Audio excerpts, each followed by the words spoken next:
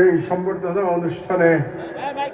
অনুষ্ঠানের শ্রদ্ধাভাজন সভাপতি, মঞ্চে উপস্থিত আলেম ওলামা বৃন্দ এবং তৌহিদি জনতা, আসসালামু আলাইকুম। সময় সংক্ষিপ্ত, আমি অত্যন্ত সংক্ষেপে কয়েকটি কথা বলতে চাই। তবে এই কথাগুলো বলার আগে প্রথমেই আমি 2013 সালে শাপলা চত্বরে এবং জুলাই বিপ্লবে যারা শহীদ হয়েছেন তাদের সকলের আত্মার প্রতি আমার শ্রদ্ধা অর্পণ করছি এবং মহান আল্লাহ তাআলার কাছে ফরিয়াদ জানাচ্ছি যেন তাদের প্রত্যেকের জান্নাত তিনি নসিব করে দেন। বাংলাদেশের ইতিহাসে, বাংলাদেশ বলতে আমি 71 পরবর্তী বাংলাদেশের কথা বলছি না, আমি এই অঞ্চলের হাজার বছরের ইতিহাসের কথা বলছি। এই অঞ্চলের ইতিহাসে আলেমরাই জালিমের বিরুদ্ধে লড়াই করেছে, বছরের পর বছর লড়াই করেছে, ব্রিটিশ আমলে লড়াই করেছে, ব্রিটিশ আমলের আগে লড়াই করেছে। এবং এই সমস্ত লড়াই যে আলেমরা করেছেন তার মধ্যে তাদের কোনো চাওয়া পাওয়া ছিল না। তারা কখনো রাষ্ট্র ক্ষমতা চান নাই, তারা লড়াই করেছেন জালিমের বিরুদ্ধে এবং ঈমান রক্ষা করার জন্য তারা লড়াই করেছেন। এবং তাদের নামগুলো যেন আমরা ভুলে না যাই, আমরা যেন তিতুমিরের নাম ভুলে না যাই, আমরা যেন ফকির মজনু শাহের নাম ভুলে না যাই, আমরা যেন সেই সমস্ত আলেমদের নাম ভুলে না যাই যারা এখান থেকে হাজার হাজার কিলোমিটার দূরে বালাকট প্রান্তরে ব্রিটিশ সাম্রাজ্যবাদের বিরুদ্ধে লড়াইয়ে শহীদ হয়েছেন, তাদের যেন আমরা ভুলে না যাই। আমরা যারা এখানে আজকে উপস্থিত আছি আমরা তাদেরই উত্তরসূরি, তাদেরই বংশধর, তাদেরই ঐতিহ্যের অনুসারী আমরা। এবং সেই শহীদদের আমাদেরকে সর্বদা স্মরণ রাখতে হবে। একটি কাহিনী আপনাদেরকে বলা আবশ্যক, খুব বেশি সময় আমি নেব না।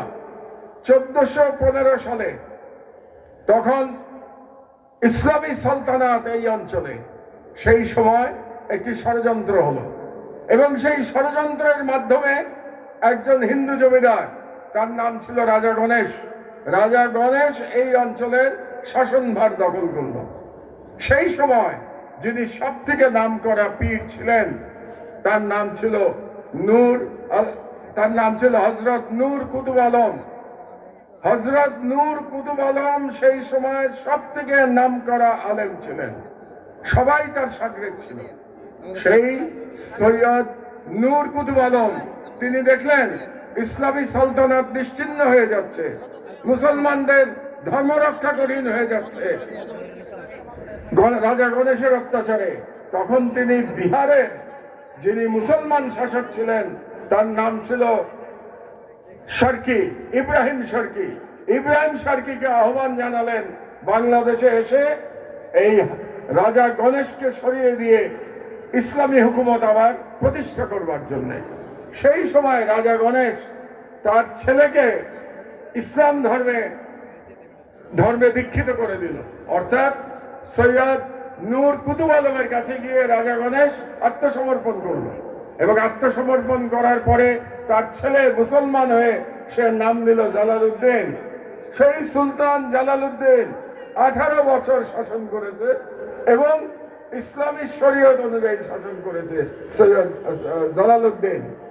আমার এই কথাটা বলার উদ্দেশ্য হচ্ছে, সেদিন যদি নূর কুতুব আলম ইচ্ছা করতেন তাহলে তিনি শাসন ক্ষমতা নিতে পারতেন, তার সেই জনপ্রিয়তা ছিল, কিন্তু তিনি শাসন ক্ষমতা নেন নাই।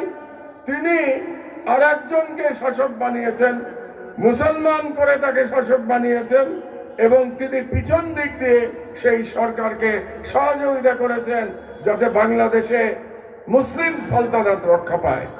আমার এই কথাগুলো বলার উদ্দেশ্য হলো যে আলেম সমাজ এই দেশের কোনদিন নিজের স্বার্থের জন্য লড়াই করে নাই, ক্ষমতায় যাওয়ার জন্য লড়াই করে নাই।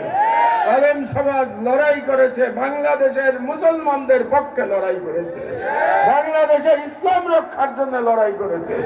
এবং তারই ধারাবাহিকতায় 2013 সালের শহীদরা ইসলাম রক্ষার জন্য শহীদ হয়েছে এবং তারই ধারাবাহিকতায় এই জুলাই বিপ্লবেও আমার মাদ্রাসার ছেলেরা, মাদ্রাসার শিক্ষকরা লড়াই করে ভারতের দালাল শেখ হাসিনাকে পরাজিত করেছে। আপনারা জানেন এই ঢাকা শহরে এই 5, 4 এবং 5 তারিখে যাত্রাবাড়ি এলাকায় যে অবিস্মরণীয় লড়াই হয়েছে, সেই লড়াইয়ে নেতৃত্ব দিয়েছে বাংলাদেশের আলেম সমাজ, বাংলাদেশের মাদ্রাসার ছেলেরা জীবন দিয়ে এই লড়াইতে জয়লাভ করেছে। তাহলে আলেম সমাজের চাহিদাটা কি? এই কথাটা বলেই আমার বক্তব্য আমি শেষ করব। আলেম সমাজের চাহিদা হচ্ছে বাংলাদেশে যাতে ইসলাম অক্ষুণ্ণ থাকে, বাংলাদেশ আর কোনোদিন যেন ভারতের পদনত না হয়, এটাই হচ্ছে আলেম সমাজের আজকের প্রধান দাবি।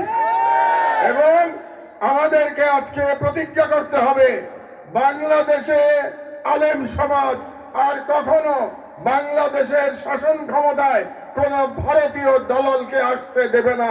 এই প্রতিজ্ঞা আজকে আমাদের সবাইকে নিতে হবে। কাজে এই বাংলাদেশে যেই ক্ষমতায় আসুক না কেন, ভারতের প্রশ্নে তাদেরকে আলেমদের কথা শুনে চলতে হবে। ভারতের প্রশ্নে তারা কোনো আপোষ করতে পারবে না। এই প্রতিজ্ঞা যারা করবে তাদেরকেই শুধু বাংলাদেশের রাষ্ট্র ক্ষমতায় আসতে দেয়া হবে। কিন্তু এটা করতে হলে আলেম সমাজকে ঐক্যবদ্ধ থাকতে হবে। আলেম সমাজকে ভারতের প্রশ্নে, ফ্যাসিবাদের প্রশ্নে, ইসলামের প্রশ্নে তাদেরকে ঐক্যবদ্ধ থাকতে হবে। আমরা যদি ঐক্যবদ্ধ থাকতে পারি তাহলে ভারতীয় সাম্রাজ্যবাদ আর কখনো বাংলাদেশে ফিরে আসতে পারবে না এবং ইসলাম কায়েম থাকবে। আমরা আল্লাহর কাছে সেই মোনাজাত যেন করি সর্বদা, যেন মহান আল্লাহ তাআলা আমাদেরকে সেই শক্তি দেন, যে শক্তি দিয়ে আমরা হিন্দুত্ববাদী ভারতকে, ভারতীয় আগ্রাসনকে প্রতিহত করতে পারবো। আল্লাহ হাফেজ। আল্লাহ আপনাদের উপরে রহমত বর্ষণ করুন।